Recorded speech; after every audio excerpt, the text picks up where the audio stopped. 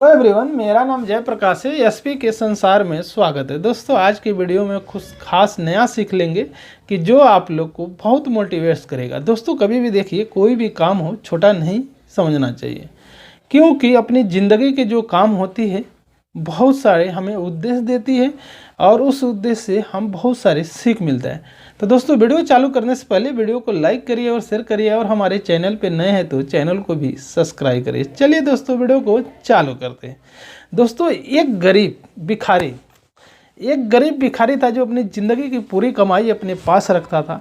और अक्सर आपने बहुत भिखारियों लोग को देखे रहेंगे जो मांगते हैं, कोड़ फूटी होती है, उनके हाथ जले होते हैं, कटे। बहुत सारे ऐसे भिखारी होते हैं कि जो उनके भीख मांगने के अलावा कुछ काम करने के लिए उनकी उपाय नहीं होती है।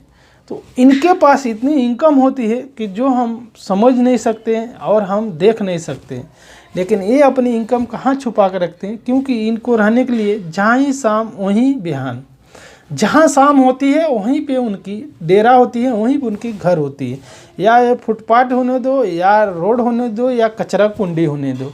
अक्सर जो एकदम स्पेशल भिखारी होते हैं जिनके पास भीख मांगने के अलावा घर द्वार नहीं होता है, तो उनकी जहीं भी जगह मिल जाती है वहीं पे शाम सुबह हो जाती है, और मौत के बाद भी उनको कोई पूछने वाला नहीं रहता है।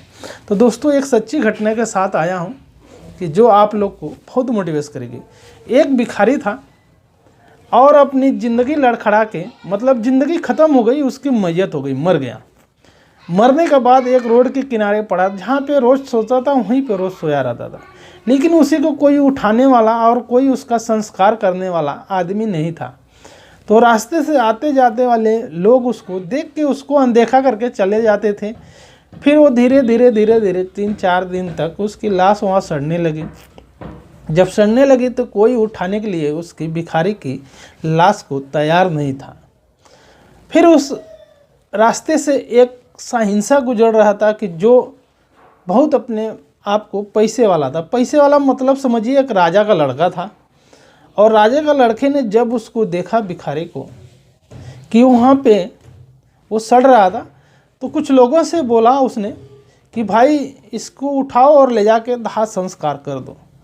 तो लोगों ने क्या बोला, अरे क्या हमारा रिश्तेदार लगता है कि इसको ले जाके मैं दाह संस्कार कर दूँ। तो राजा के लड़का ने क्या बोला कि भाई किसी का भी रिश्तेदार नहीं लगता है, लेकिन हम किसी का ऐसे काम में अगर हाथ बटाते हैं, करते हैं, तो हमें पुण्य और फल बहुत मिलता है कि जो हमें ऊपर वाला दान में देता है। क्योंकि ये किसी के पास दान में भीख मांगता था, लेकिन ये भिखारी एक दानवीर होते हैं कि जिनके सेवा करने से आपको लाखों की प्रॉफिट हो जाती है। तो आदमी उस राजा के चेहरे पे देख के और मजाक उड़ाने लगे कि भाई ये पागल हो गया है, कहाँ से आया है और ऐसे बातें कर रहा है। जो भीख मांगने वाला भिखारी, उसके पास क्या रहेगा कि वो देगा। फिर उसने ये कह के चला गया। फिर 2-3 दिन बाद उसी रास्ते से गुजर रहा था, तो जिस आदमी से उसने कहा था कि उस आदमी लोग बोलने लगे, अरे भाई तुम उस दिन सलाह दे रहे थे कि इस भिखारी के लाश उठा के संस्कार कर दो, फिर आप ही क्यों नहीं कर देते हो? आप क्यों इसको नहीं उठा के दाह संस्कार कर देते हो? मैं आप लोग को एक चांस दे रहा था कि आप लोग इसको अगर दाह संस्कार करते हैं तो आप लोग की लाइफ लॉन्ग बदल जाएगी और आप लोग कुछ लायक हो जाओगे। लेकिन ठीक है, अगर इस काम से आपको घिन्ना आती है, चलो सही, मैं ही ये काम को कर देता हूँ। फिर वो साहिंसा उठा और उस भिखारी की लाश को उठाई और दाह संस्कार के लिए लेके निकल गया।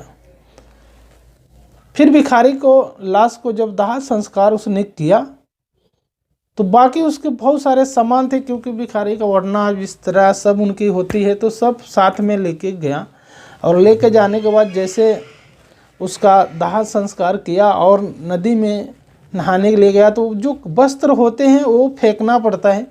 तो फिर जैसे राजा के लड़का वो वस्त्र को उठाया और नदी में फेंकने को चला, जैसे ऐसे झटकारा, तो झटकारने के बाद उसमें से पैसे की बौछार होने लगी और पैसा हवा में उड़ने लगा।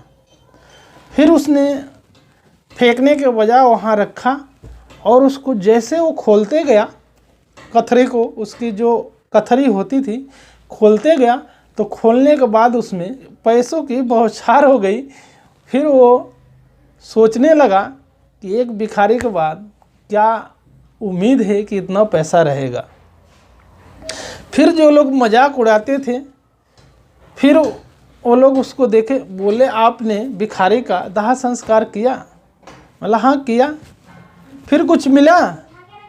तो उसने दिखाया कि देखो ये क्या मिला है। फिर लोग देखे और बेहोश हो गए। बोले जो भिखारी की ज़िंदगी भर की कमाई थी उसका पूरा मालिक मैं हो गया हूँ और पूरा पैसा मेरे पास है, क्योंकि भिखारी क्या लेके जाएगा नहीं, न किसी को देने वाला था, वो अपनी दाह संस्कार करने वाला था, वही उसका वारिस हुआ और उसी को ये पैसा मिला। अगर ये किया रहते थे तो आप लोग की ये करोड़ों की पैसा आप लोग को मिला रहता था, आप लोग की जो ज़िंदगी थी सुधर जाती थी। तो दोस्तों कैसी लगी ये मोटिवेशनल कहानी जरा कमेंट करके बताना, और लाइक और शेयर करना नहीं भूलना, और हमारे चैनल पे नए हैं तो चैनल को भी सब्सक्राइब कर लेना। जय हिंद दोस्तों, फिर मिलेंगे अगले वीडियो में।